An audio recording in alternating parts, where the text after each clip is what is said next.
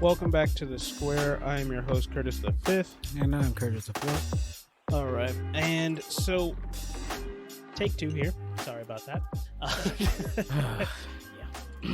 Technical difficulties on our side, so we'll pick it up as we get along. Though, week 2 is in the books. Week 3 is on the horizon. We are going to get into all of the nitty gritty with all of that. But we will kick things off recapping week 2, get into some NFL week 3 news, talk some power rankings, make some game picks, and move right on along. So let's start with the week 2 recap. We're not going to go in chronological order because this is take 2. We are going to talk about, let's start with the most interesting game. And possibly changing of the tide for Baltimore here. Kansas City at Baltimore. Baltimore sneaks out with the 1-point win, 35-36. And Lamar gets that little Kansas City monkey off his back. Oh gosh, this narrative is just so irritating. You know, it's not even a stat to me. I'm sorry. Yeah. Even hearing it, like, Patrick Mahomes never lost in September. Didn't even know that. Didn't even know that was a thing. Now that y'all made it a thing, now it's a thing. Well, that's all they've been talking about this season. And that he hasn't lost. Why in didn't talk September. about it last year like that? I mean, it was a footnote. Well, because I think last year he finally got to 10-0. This year he started off at 11-0, so that's where it came from. But I mean, it was a ridiculous stat, nonetheless. I just knew that was going to be the main narrative. I think the other thing is that they were trying to compare it to Bill Belichick, I guess, with his September record, where they always lose in September. When it comes to championships in September, you just it don't even go. Clearly doesn't equate. And yet they're trying to. Yeah, that's why I'm like, this is so stupid, and they running with it like, oh my god, I knew it would get under your skin. This is where we are in week 2. Like, why the hell are they even playing in week 2? Yeah, I didn't like that. But it's yeah, good game. Yeah, blah blah blah. I don't want to do all the pageantry. Yes, I'm coming from a Chiefs perspective, and I watched the game, and I like, yes, they lost the game. I get that, but it's just one of these. Come on, they're 2 of the top 5, top 5, top 6 teams in the league, arguably. And here it is. We got a Clash of the Titans type of game, a game in which Kansas City basically let it go, let it slip away. Baltimore was right there to snatch it and keep it in their hands, and they walked out of there, escaped with a victory at home. Great game.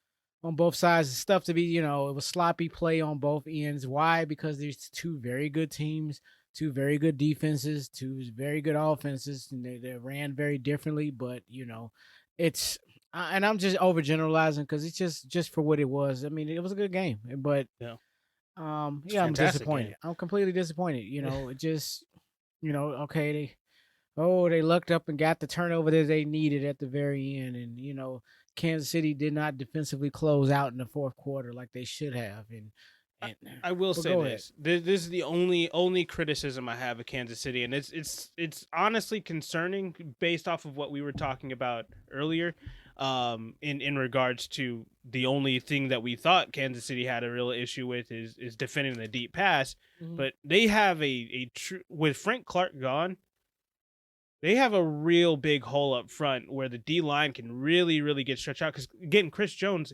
he's just got moved to D end. He usually is a D tackle, and man, did Lamar Jackson exploit that.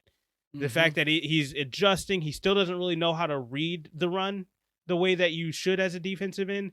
So that really caught him off guard, and he could not really catch up. I'm not worried about it per se, in the fact that I don't think Chris Jones can begin to understand that a bit more and make those reads a lot quicker and be able to come downhill and make those plays. Not worried about that. I'm worried about inside in the middle, though. They can get gashed, and we're going to see it when they finally play Tennessee to see how they play against a guy like Derrick Henry.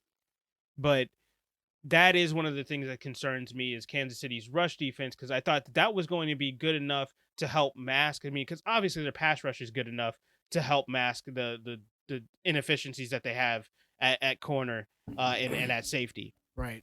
But if you're able to get consistently ran on, and then you got guys being able to go over the top of you, where you're letting Hollywood Brown have a free touchdown in the second half, that's because you were so committed on trying to get the run, and that you guys completely forgot Hollywood Brown is a person out there. Right. Like that is a concern for me. So, but again, this is September.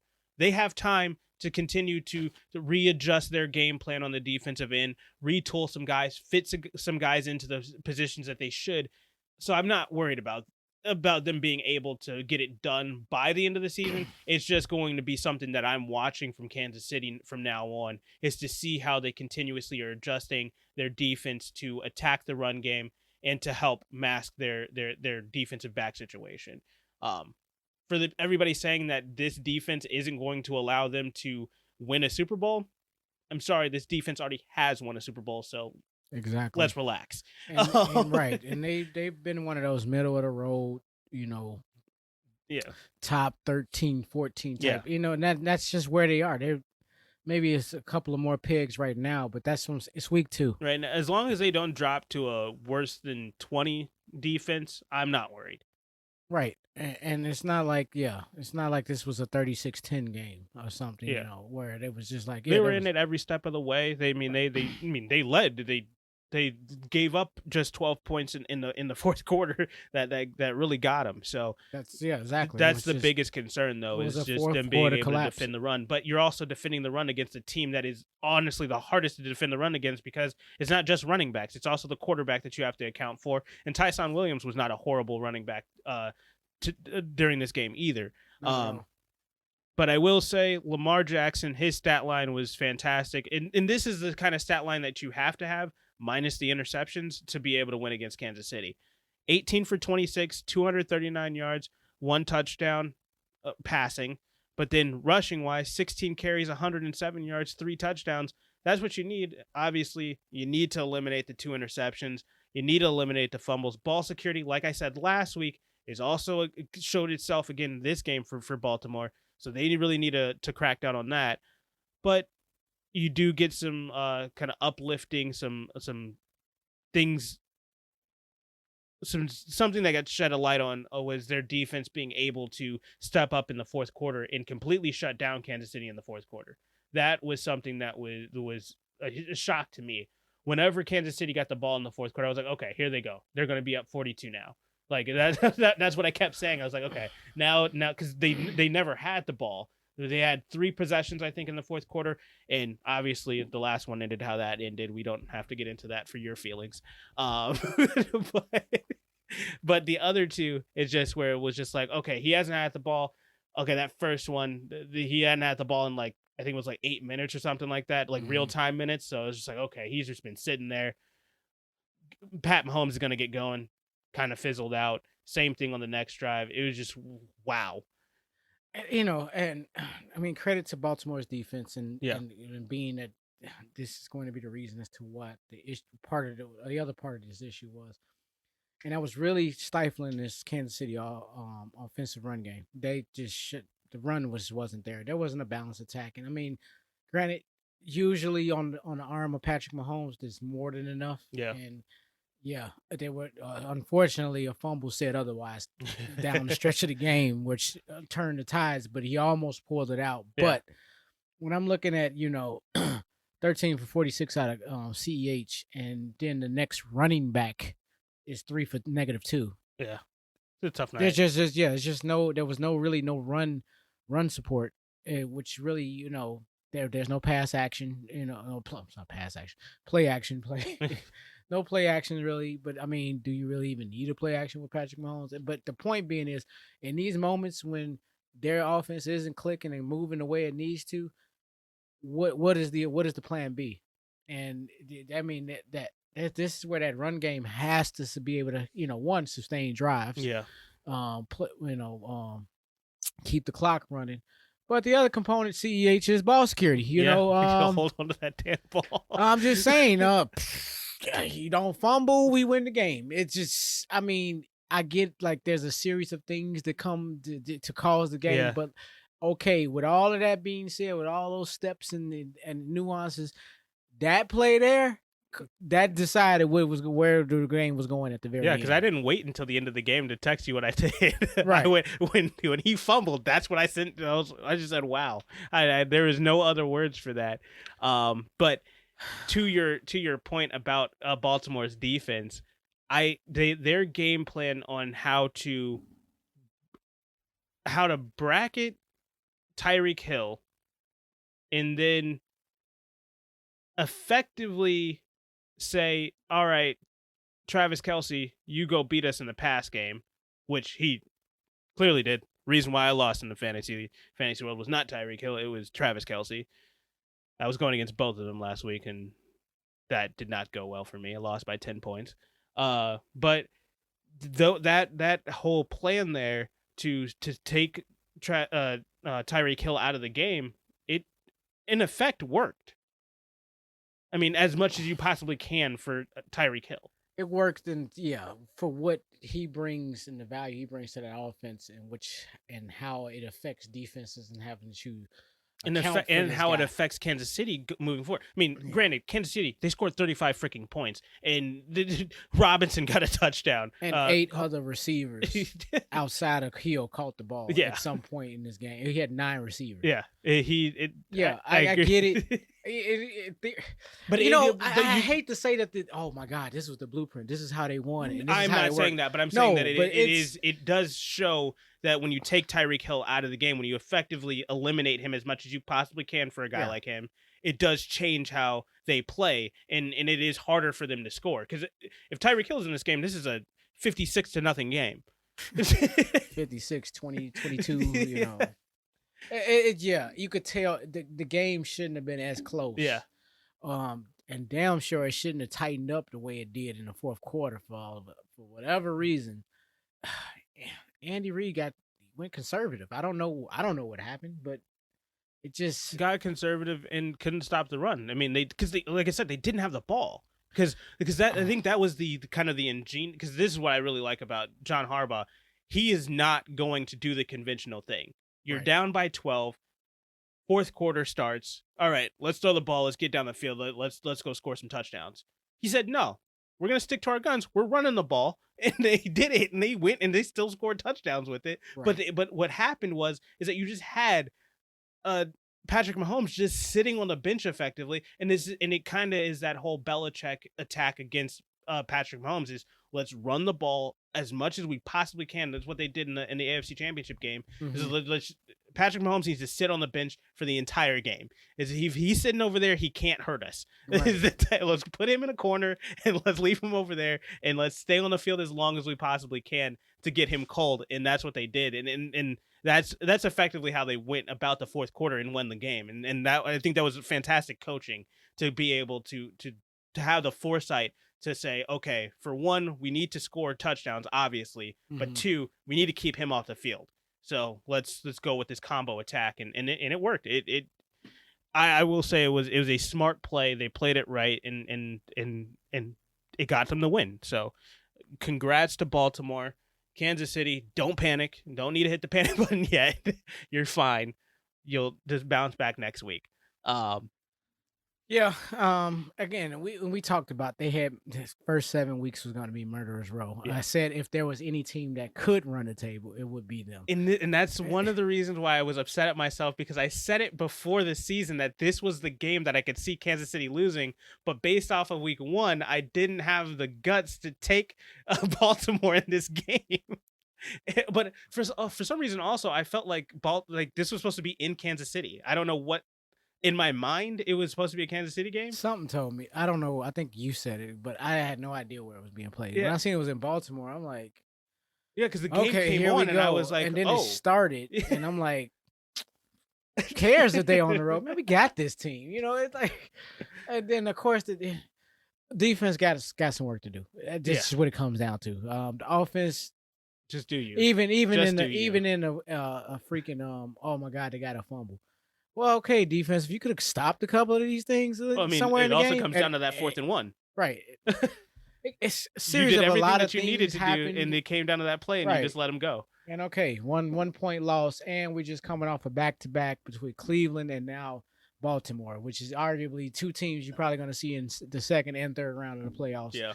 You know, if not some other clamoring team waiting, ready to, chomping at the bit, ready to get in there like a Tennessee or so, whoever, Buffalo. Agreed. Bring Buffalo up. Oh my God. Okay, so let's move on. All right. I'm disappointed. I'll leave it at that. We'll let you sulk about it later. Sulk over next week.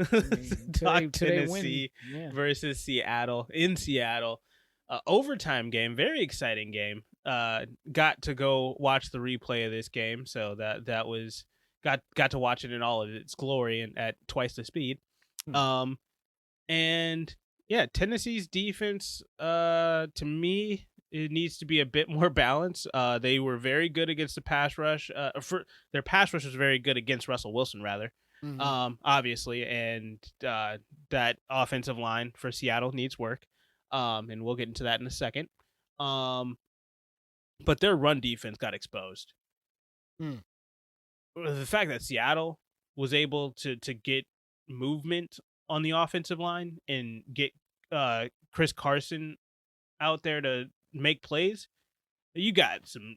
Come on, we got to figure that out. That's not okay. Well, it's obvious inconsistencies going on in Tennessee right now, win or lose. I mean, right now they're not playing up to their, to what they have been predicted to do. They're not meeting expectations. Just thank God they got the win, because without that, totally different Tuesday. Regardless of how close it was, it was going to be. They would have been admonished if they didn't win this game. Exactly. I mean, it was like the play was not good enough. It was win. It was literally like win or go home. Like the season's over. Like it was just going to be doom and gloom until, you would have to be like, okay, you're gonna have to win the next 4 for them to stop talking. Kind of thing. It was just like not a good start to the season. Not with all these type of expectations. You failing to meet them. Now, you woke up and was able to kind of snag this one away. Tennessee, there's a problem in Tennessee. We've seen it on both sides of the ball, defensively and offensively. Yep. This game really can tell the tale for them for the season. It was all culminated in this game itself. Like, okay, defense finally wakes up in the second half, but yet sleeping giants in the first half. Yet offensively, they would sleep, and then offensively they woke up. It's just like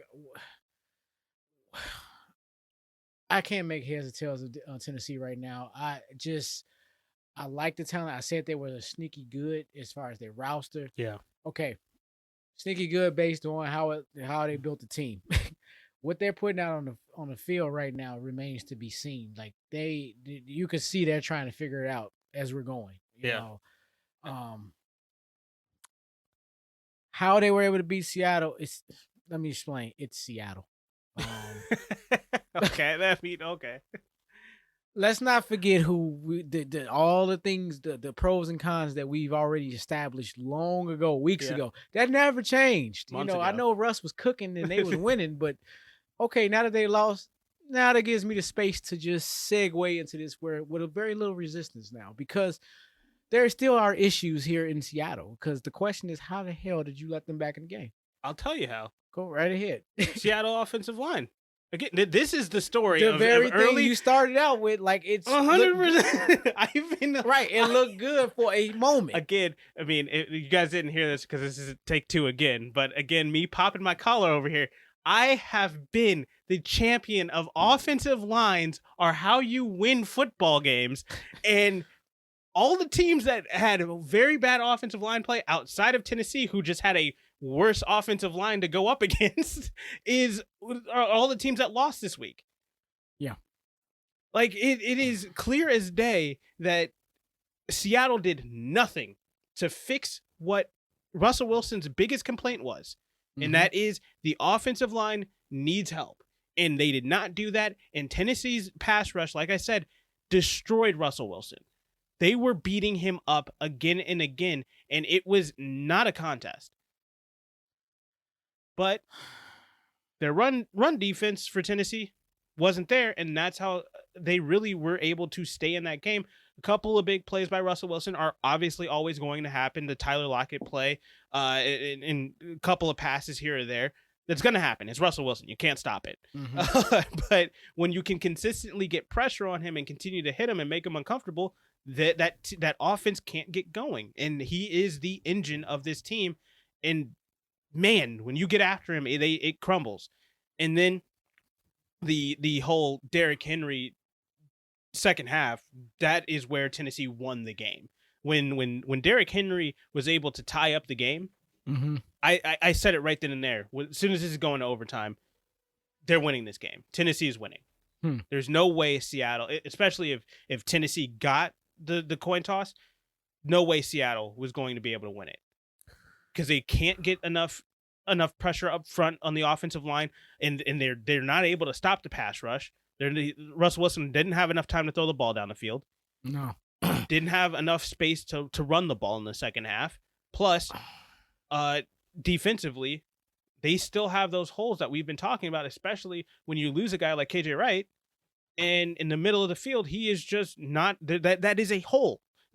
and Derrick Henry is able to expose that. Yeah. So everything that Russell Wilson said he had an issue with, you didn't address, you lose games. Yeah. Again, everything looks very promising for Seattle in the first half, and then I don't know, the wheels just fell off, and they couldn't stop anything. And then, of course, King Henry. Yeah, that's what he is, king. He came out there and just absolutely torched the team. 35 freaking carries. I'm not even working at the yardage. Yeah, just 35. Anything over 25 is insane. That's just letting you know. That's the coach just like, till you stop me, I'm just going to keep shoving this and rushing this right down your throat. If it ain't broke, don't fix it. I mean, literally. I mean, looking at him like, we'll call the same play. I'm not even going to cover my mouth when I call a play. You can't stop it, you know? Mike Vrabel's over there looking at just daggers into Pete Carroll. Hey, run. Yeah. He's not even saying the play. He's just run. I mean, gesture the play to him. We're going to go up the left, you know? Like, oh, come on. Like... I mean, but then you get Seattle gets the ball back. I'm like, nothing. Like you said, just no offensive line. That's what I'm saying to say. But I'm looking at this. Oh, what happened, Pete Carroll, to the run game? Yeah. You know, 13 for 31 for Carson. I mean, the only thing, the positive I take from that, Carson is not injured. That's the only thing I can take from that. Yeah. That he lives to play another game.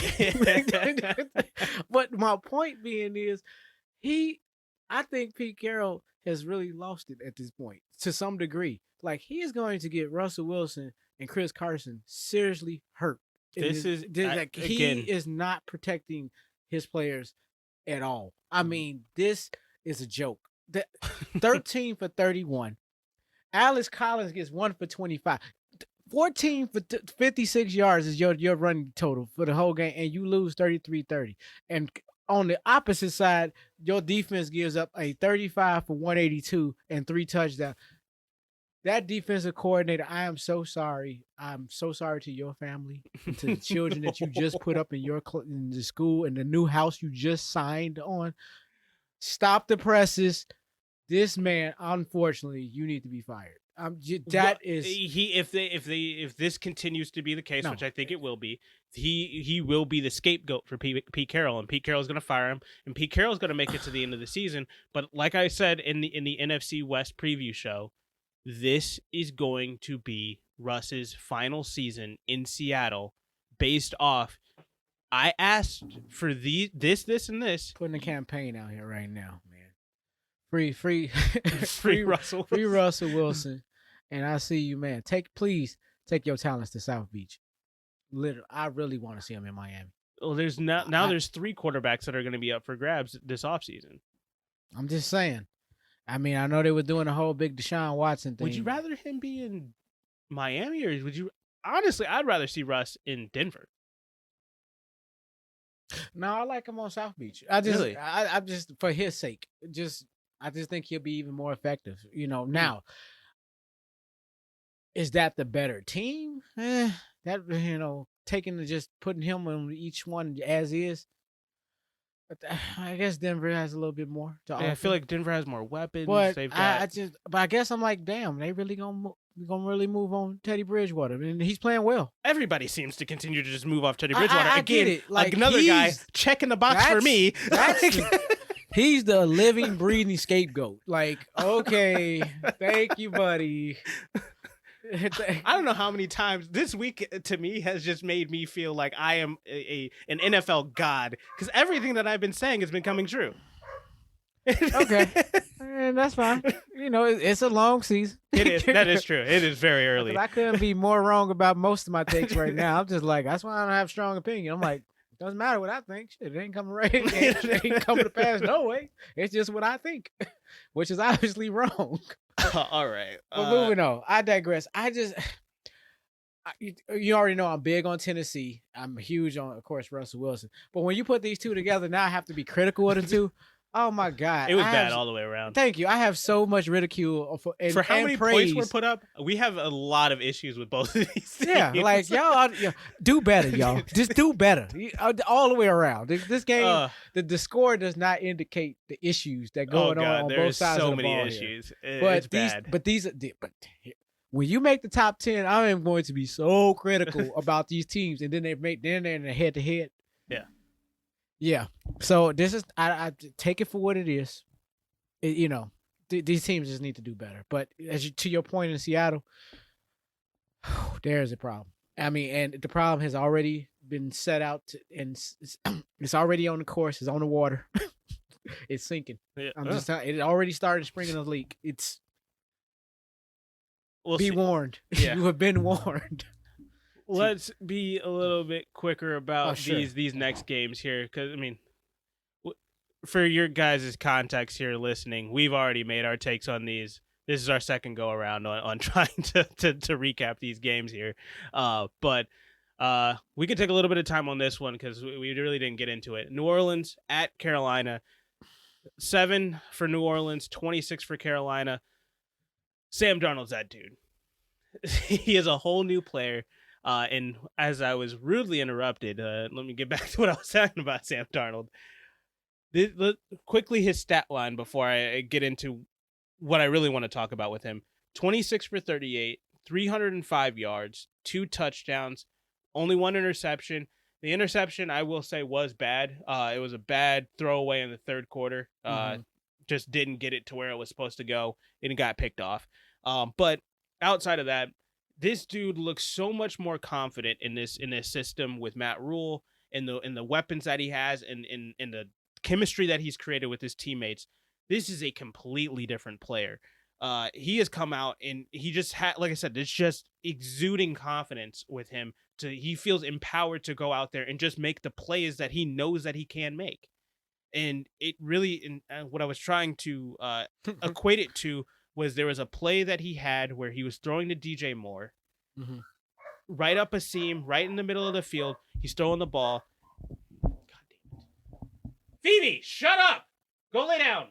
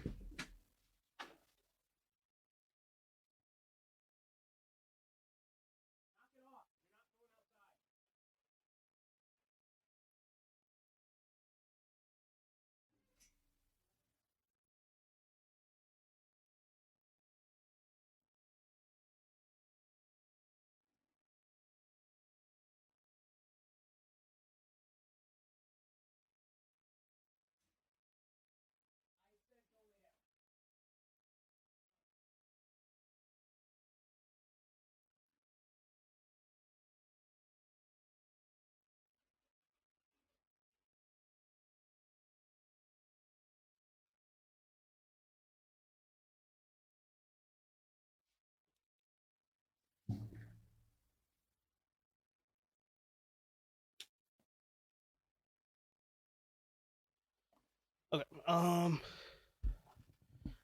right. New Orleans at Carolina. New Orleans 7, Carolina 26. Again, Sam Darnold is looking like a brand new quarterback, a brand new player, much more confidence. Went out there, 26 for 38, 305 yards, 2 touchdowns, and and a bad interception, granted, in the third quarter there. But he just looks like a brand new player.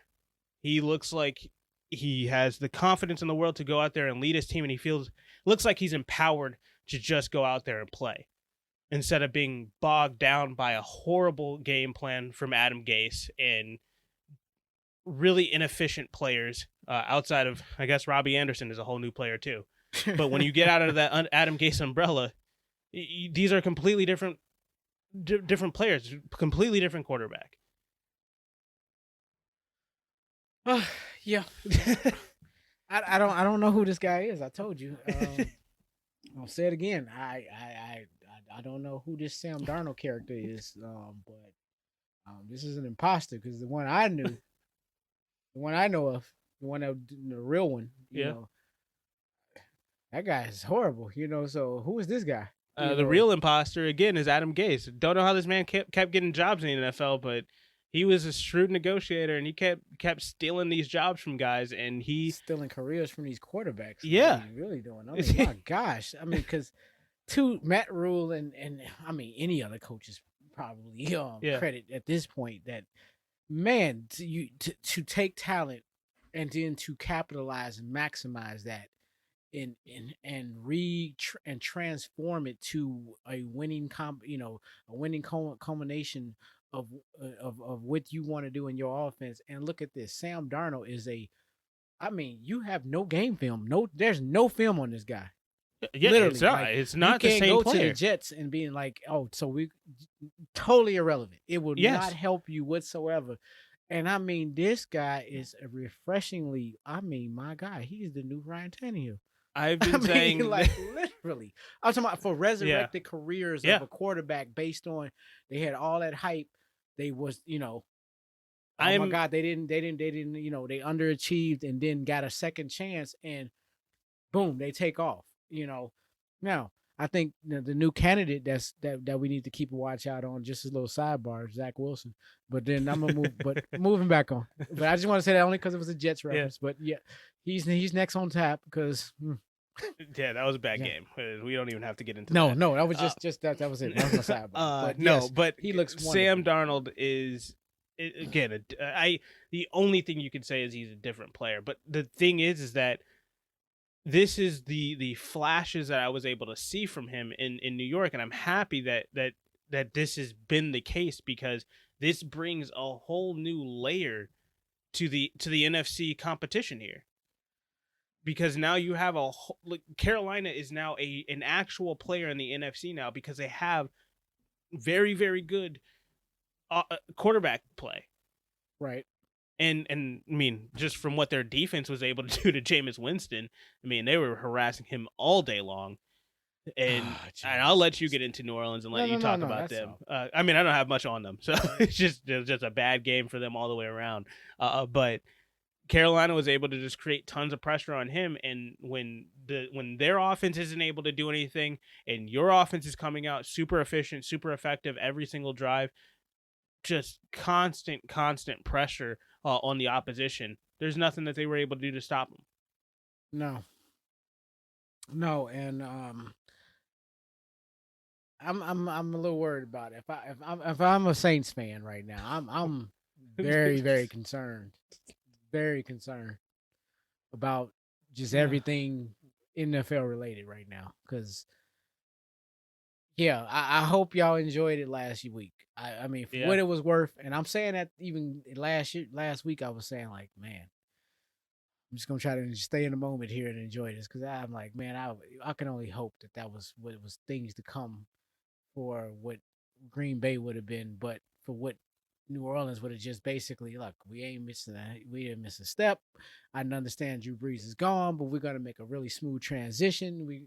We're gonna be just fine, and that did not happen whatsoever.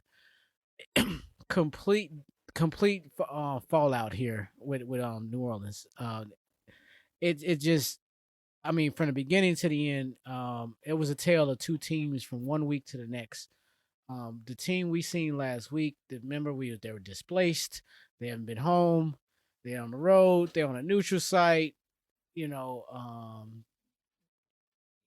This week more of the same scenario, but completely different output in game, and outcome. And now, like, okay, Now we have no idea what New Orleans is. right. But I could say this: I do know who Jameis Winston is. That is I unfortunately the one thing I did find as a common denominator was the one thing I did not want to see, and this guy cannot throw for 200 yards. Like, I don't know what's going on in the pass game. I understand that there's injuries, and I understand that this is a changing of the guard, and that was my however, question coming out of last week, and I go know I on. didn't say it on the show, was the fact that he only was able to muster up 141 yards or whatever the exact number was against Green Bay and 5 touchdowns. I guess on the show I did just chop it up to the fact that they had short field position. Again and again because the defense kept creating turnovers. And we did also throw it into this week 1 bag type thing. And but I think this is actually going to, like you said, be an actual problem, is him throwing for 200 yards. After seeing another game, and I'm like, okay, 111 yards on 22 pass attempts, that's not enough. No. I mean, damn, we were really killing this dude for 30 touchdowns and 30 interceptions. And I'm like, dude, I mean, I don't even think you can throw 30 interceptions throwing the way you throwing. It's like, that's great, but that's not good. Yeah, and all at the same time. Well, because that was the other proponent to Jameis Winston in Tampa Bay, and his upside is that, oh yeah, but we want to keep admonishing him for 30 for 30, but then he also threw for 5,000 yards. He is nowhere near on pace for 5,000 yards. Oh God, pace for 500 yards. Gosh, I mean, he only threw 111 yards more than us. Yeah. Y'all let that sink in. And you all listening, he only threw 111 yards more than us. He threw for 20 yards less than how bad Aaron Rodgers played last week. Right. To tack on no touchdown passes. And 2 interceptions. And sacked 4 times. That QBR rating, 21.6. Epic fail. Free Taysom. No, I'm just gonna stop. I've been watching too much Matthew Berry recently. Gotcha. So that's where all this is coming from. Moving on. But yeah, so this whole they're displaced and they're on the road, and y'all just go home. Just this project. Well, we'll get into it in a second. They can't go home now. So we'll get into it in the next whatever segment. Home needs to be, figure it out, and please go and find some sense of some sense of peace and comfort, and they just. I think it will even out in the second half because they don't have very many home games anyway at the beginning of the season. They're going to be bouncing around so much. Once they do get those 2-3 week stints at home, you're going to see a much different team. I'm hoping, because I really would like to see a good Saints team put out a good product on the field. But I think this game is way more about Carolina than it is about New Orleans. I want to say it is, but which is fine. And I'm just going to conclude. If New Orleans is going to be anything of relevance this year, let us start to look ahead. It's going to come in the second half of the season. This first half is going to be ugly. Look, they're way down on my power rankings right now. They are falling and falling fast. Yeah. And just watching just watching this offensive output and I was just like, no, 111 yards. This is back-to-back weeks. I mean, I can line up probably 20 to 25 quarterbacks who outplayed y'all offensive passing game in week 1 alone. In your combined 2 weeks, you have just put up a couple, 200 plus yards. That's it, and yeah. New Orleans, I am completely out on this team. I had them like as probably one of those borderline tough outs in the NFC this year. Until I see something different from Jameis Winston, I'm not going to. Right, and Peyton is going to have to turn this around. If he doesn't, until I see some significant changes here, I don't care who you bring over there. They have to be more effective in the pass game. You cannot be this.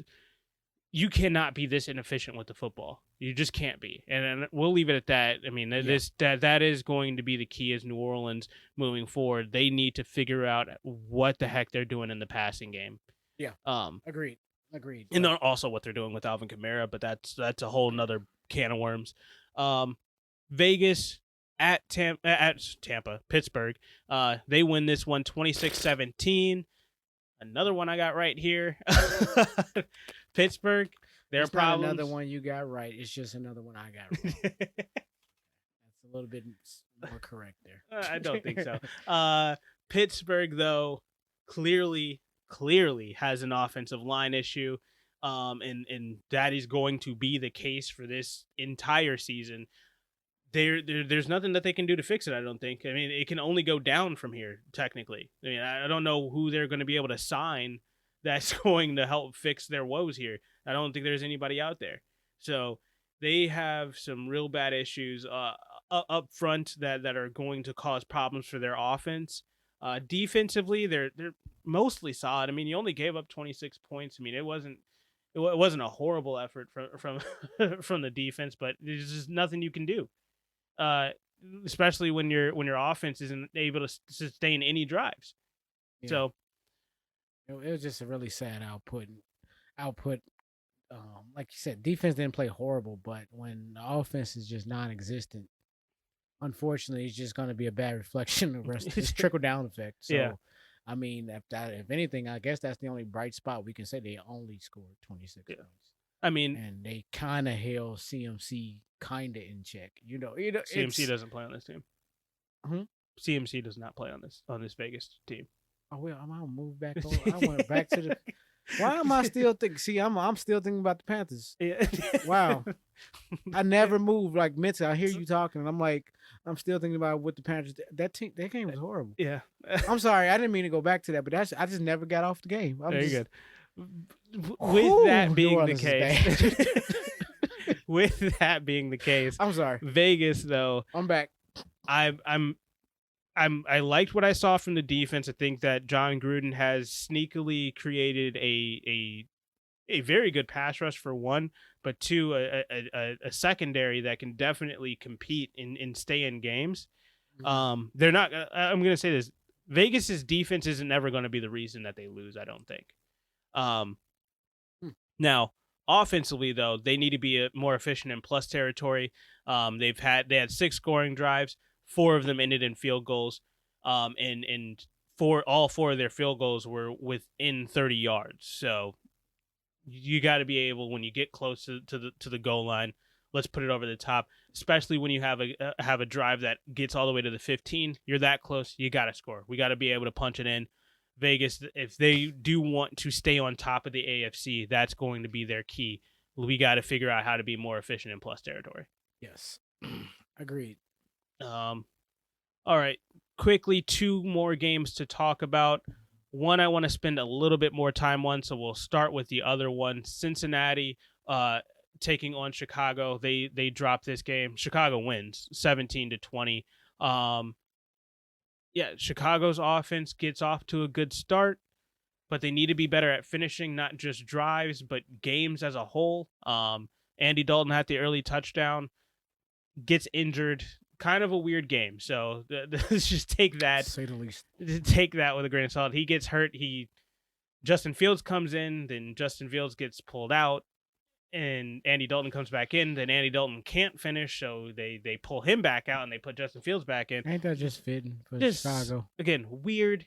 Weird is the as much pomp and circumstances. We were just waiting for that glorious day that Justin Fields is just going to sashay onto that field, and we get this. It was. Is this the Justin Fields launch date? You know, like we don't know what the hell we was looking. I mean, technically, even with that win, that's technically not a Justin Fields win. That's an Andy Dalton win. So it's almost like a relief pitch. You know, like you didn't kind of. You don't get the save. You know. Yeah, no, he doesn't get. There's no stat that gets connected to him for this game except for his interception. This is so fitting for Chicago. Like, yeah, exactly. Like Justin Fields is on the field, and I'm indifferent. But it just was an indifference in the atmosphere. Like, what the hell is going on here? I'm like, I do got injured, and I'm not even feeling bad about his injury. I'm just feeling bad. Like, are you gonna finish playing or? Well, it's just because they trotted him back out there, and I was just like, okay, this is a weird. why would you put him back out there if because he clearly was hobbled, like he did not look good on the field. I So it's mean, they just might like, have asked him could he go, and he was like, Andy Dalton sorry, is a trainers, veteran. I can see this dude can't walk. Let's pull him. Like Yeah, I mean, he can't stand well, on he his was plant leg. limping. He can't stand on Hold his on, plant he leg. was limping when he said he can go, and then he got hit again, and then he couldn't walk. Now that's when he's out. I mean, Okay. I get it. Fine. So, All right. I know he was 1 foot already out the door, but I mean, I But- guess that look.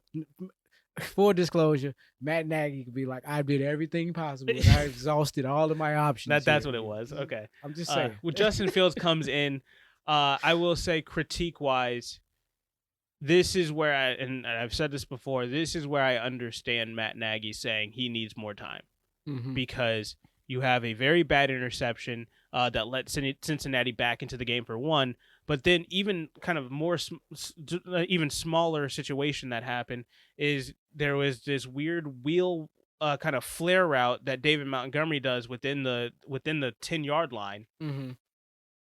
Linebacker just freezes and forgets that David Montgomery is the featured guy on this offense and just lets him go while the rest of the defense is going to the left. David Montgomery to the right of the field is just completely wide open, has at least 7 yards of green grass in front of him to make it into the end zone. And as long as just Justin Fields just takes that quick look just to make sure, he would have saw that and been able to dump that off. That would have been a touchdown right there. I think that drive ended in a field goal. So that's where you get this weird kind of conundrum. It was just like, man, like, yeah, you guys got all the way down there, but man, you got to be able to finish that off because he is wide open and you just need to be able to make that read. And so that comes with a little bit more reps, more game reps, live action. I'm almost certain they saw that in game film and were able to kind of clean that up and tell him, hey, like, we got everybody going this way. This guy is lost. He is on an island. Get him the ball. Let him go make a play. Right. Type of situation. So those are some of the things that we need to see better from Justin Fields. But man, that defense, that is the defense that I know from Chicago. They were great, stout in the first half, and they were just playing solid football in the first half, and then in the second half, the turnover city. 4 turnovers in the second half, a fumble recovery, and three interceptions. Roquan Smith with the pick 6. All around, just a great day for the defense. That's one of those days where just everything is going right defensively. Yeah. The Bears, they look good. I mean, they were able to put, they look good in the game. I mean, I'm saying that to say they didn't look bad against the Rams last week either. Yeah, they came up short. There were some glaring things that needed to be addressed, but they had a much better outing. Yes, is Cincinnati a lesser team? Sure. However, they're not a pushover. And and up until the fourth quarter, I thought they looked almost flawless for me for 3 quarters. I thought they were, looked as good as any team out here in the NFL. Fourth quarter, not so much, the Cincinnati's offense got going a little bit, and I was a little worried about that for a second because it's just, and that's what I call these mental breakdowns that this defense has, especially that defensive backfield. It's just, it's monumentally just mental things that just costing you 60 just chunk yard plays at a time, and it's like these momentum swings are just we take that, eliminate that. I mean, man, you 2-3 extra wins automatically to your record this year. It's just clean these mental mistakes up. But man, Chicago looks. I mean, they're that team, man. Let's stop acting like they wasn't a playoff team last year. Granted, yeah, they backed into the playoffs. Who cares? They were in the playoffs. Yeah. Because because you go across the country and talk to Arizona, well, we just missed the playoffs. Why? Because you lost. It's you lost and didn't get in. They lost and got in. What? It is what it is. But the point being is, they looked much better. Like for at least for 5 to 6 hours. No, not 5 hours. About 3.5, 4 hours. They were in first place. Solely. In first place. Gotcha. But yeah, uh, No, I mean weird team. there's I not mean, much more to say it about just them. It was just a weird it's a lot game. of weirdness going on. We went into it in our first take. I've been trying to figure out how to talk around what we already talked No, it's about. But simply just Chicago is in a weird state. They have an injured quarterback. We want to Justin Fields to be what we want him to be, but we know I think as a fan base, we know based off of what we saw, Justin Fields needs a couple of more weeks still. mhm, Now, not to say that he can't learn it on the fly. We would just much rather it not be against Cleveland's defense. right, So that's the weird conundrum. And that's I mean, that's all you have to say about Chicago. They're just in a weird spot with their quarterbacks as it stands right now. For anybody saying that they should throw in Nick Foles, get out. Cincinnati wise though, just a rough day for Joe Burrow. And they just need to focus on ball security. I mean, they've got a lot to learn. So they're a young team. So ball security, 4 turnovers can't happen. You're never going to win a game with 4 turnovers. I don't. It's no, physically impossible. So it's just way too many possessions you're just giving away there. Um, to wrap things up for week 2, though, let's talk Rams, Indianapolis. I'm going to be quick because I really just have a point to make about Indianapolis's go right offensive ahead. line as compared to Carson Wentz. I'll let you talk about the Rams. But I got this text. Yeah, Not going to say who from, go ahead. but I'll read it to you guys and let you guys laugh at this man. I told you once again, Carson Wentz is trash. BS. Injured again as always. Fair. He will be exposed this season because the Colts may not even make the playoffs. The AFC is tough. I don't know where you're going with that. Right. He is total trash. Lies. That is where we're going to leave that the text of where my passion for this take comes. Okay. Carson Wentz clearly, with regular stats and advanced analytics, is clearly not the reason why they lost this game. Outside of the fact that this man got injured in the fourth quarter and wasn't able to finish the game, not his fault that he was not able to finish this game, in my opinion. Because let's start with Carson Wentz's stat line. His just general run of the mill: 20 for 31, solid. 247 in passing yards, solid. A touchdown and an interception. The interception to me, I've stated it before. I feel like that was an offensive line interception, Mhm. and I am counting interceptions completely different this year. Like I'm not even going to. Obviously, the stats are going to mark him down as a Carson Wentz interception, but I am going to give context with every interception that we talk about because there are interceptions that are not the quarterback's fault. Right. And I feel like this one was not. I feel like this was the offensive line on this weird kind of screen shovel pass that they were trying to run to try to create some confusion up front.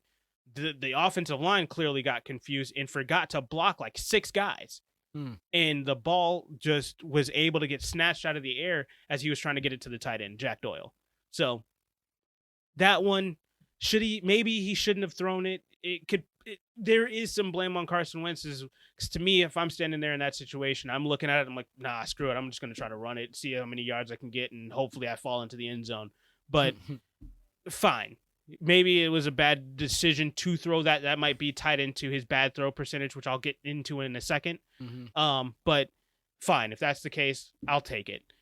But offensive line wise, you just allowed the defensive line to just sit there and just watch the play develop instead of getting in their faces, making contact, making them uncomfortable, and not making them make the decision on if they're going to rush or if they're going to drop back in coverage. They just did not do that at all. There was no push up front. There was just all around offensive line that was a bad play. But I'll leave it at that. Offensive line wise, analytically, not just eye test. What we've hyped them up, we thought this was going to be one of the top 10 offensive lines in football. Right. Turns out this is an offensive line creating the top 10 in QB pressures. And for anybody telling me that Carson Wentz is the reason why this offensive line is bad, I don't understand that argument. He again and again has one of the least amount of times in the pocket of any quarterback in the NFL. The only players worse than him, they again are just where we go in and we say, yes, these are bad offensive lines. Carson Wentz, it has an offensive line that we keep propping up as one of the best, and he has less than 1.4 seconds in the pocket. Mm-hmm. That is top 10 worst in the NFL right there. On top of the fact that if we're going to just say Carson Wentz just isn't that guy, he just isn't able to make good decisions, and his brain is just that broken from what we were talking about him in Philly and the reason why he's in Indianapolis in the first place. Mm-hmm. I'm going to debunk that for you in a second right here, right now, with his bad throw percentage and his bad decision making. 9.1% of his throws are bad. That is tied with Patrick Mahomes. That is better than Ryan Tannehill, Derek Carr, Dak Prescott, Lamar Jackson, Josh Allen, Ben Roethlisberger, and Aaron Rodgers. Okay. Quit telling me Carson Wentz is the issue. It's not him. Outside of the fact that if you want to say, again, and I've said this before, if you want to say Carson Wentz, you don't want to take him for your starting quarterback because he can't stay healthy, fine. His injuries are a problem, and I will grant you that statement. Carson Wentz is a bad quarterback. You don't know football. Right. Get case in point, and I'll just say the person's name. You get the reference.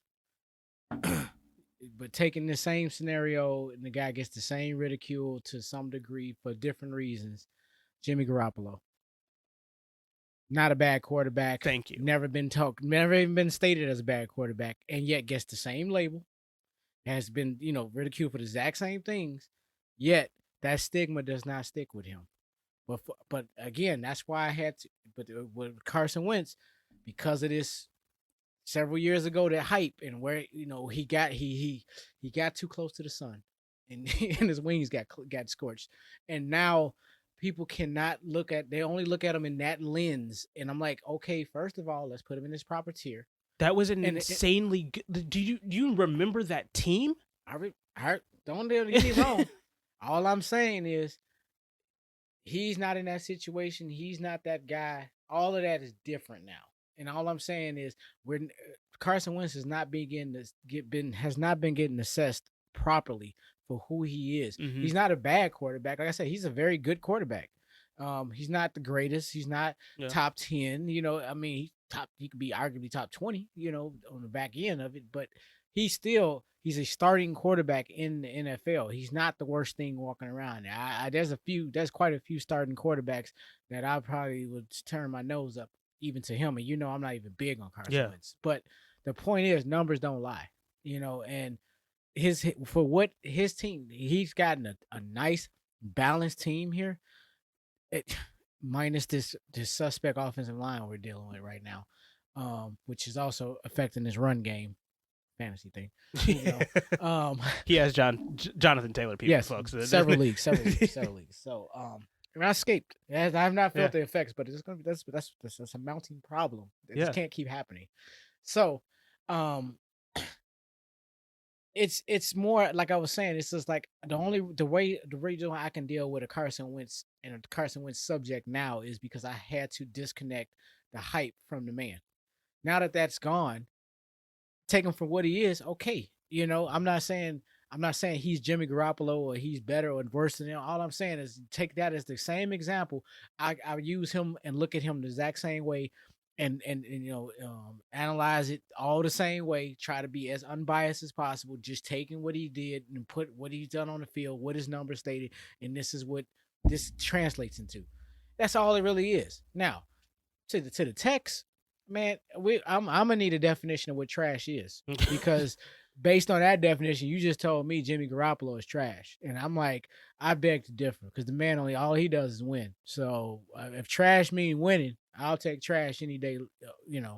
It twice doesn't on make Sundays, any sense to say that this man is you have to. He is not the sold. Yes, QBs they are the biggest proponent as to wins and losses. Fine, they definitely. I know that as a Bears fan. I know what a quarterback can do for you. But when it comes down to truly being a good team and looking good on the field, that is a whole collection of things. Hey, Ben Roethlisberger would kill for a better offensive line right now. Mm-hmm. Like, come on. Like, Russell Wilson, oh my God, he would be. We would be talking about him in the MVP race right now if he had a better offensive line. But at the end of the day, offensive lines are very, very. They control the game to me. If your offensive line is able to get pressure, get a push up front for the run game, protect you as a QB, give you more than 2 seconds to throw the damn ball in the pocket, in a clean pocket. And can we, not that it's not even an elephant in the room, can we just discuss that very thing we not discussing? What's that? Who did they lose to this week? Exactly. Thank you. It's the freaking Rams. I mean, they've had a very tough schedule on top of the fact that the offensive line has not gotten back up to speed to what we thought they were going to be. I mean, they only lost by 3. They were in the game. Yeah, that's what I'm getting at. It's like, this wasn't a horrible game. Someone had to lose. Indianapolis lost in a close one. If anything, it tells me just as much. It tells me even more about this team. This team is on the cusp. They're right there. And I'm saying that if you can't see that, they couldn't beat the Rams. Well, who has so far? They only played 2 games. Once we see, I'm not going to. At the end of the day, I need to see this offensive line with Eric Fisher and a fully healthy Quentin Williams. Right. Because clearly the left side is just getting demolished. Again, this is the second week in a row. The left side has just completely crumbled multiple times in the game, creating. I think the stat again is 28% of Carson Wentz's dropbacks out of his 31 dropbacks. 28% of them, he was pressured on. Like, that is, and again, that is another stat that is a top 10 in QB pressures in the NFL right now. Like, that is, it's just not good enough. You need to be better offensive line wise up front, protecting your asset in a guy that clearly is not broken, because again, 20 for 31, 247 and a touchdown. That is, even with the interception, that's not bad. Right. That is a very solid game. That's a very solid week. And if the other things around you are working, that usually, and you're not going against one of the best teams in the NFC, right, that usually translates into a win. It does. And we should just leave it at that. All right. Man, look, sound analytics. Let's just move on. I am going to always come back with facts. You want to keep coming at me with these villains and opinions? Yeah. That's you need to give me a real reason as to why you feel that he is trash. Like, eye test wise, if you want to say that he's trash, I don't agree with that, because the eye test that I saw, Carson Wentz played a fantastic game, actually. Put it in the comments, please. Explain to me and give me some real concrete evidence as to why he's trash, not just they lost the game. That's not his fault, clearly. Right. And he got injured. It's the freaking Rams. That's all I'm throwing out there. 28% of the times he was pressured, and he had both of his ankles sprained. What do you want him to do? I'm gonna say, is not the Rams like arguably top 2, top 3 defense, if not number 1 defense in the league? Pass rush wise, even. That's all I'm just saying. Yeah. Like, that's okay. I'm not gonna sneeze at that, but it's Aaron freaking Donald. What do you want me to do? No, that's not. I'm just saying. It's like there's some glaring factors that was left out of this. Yeah. This view, which opinion. But moving on.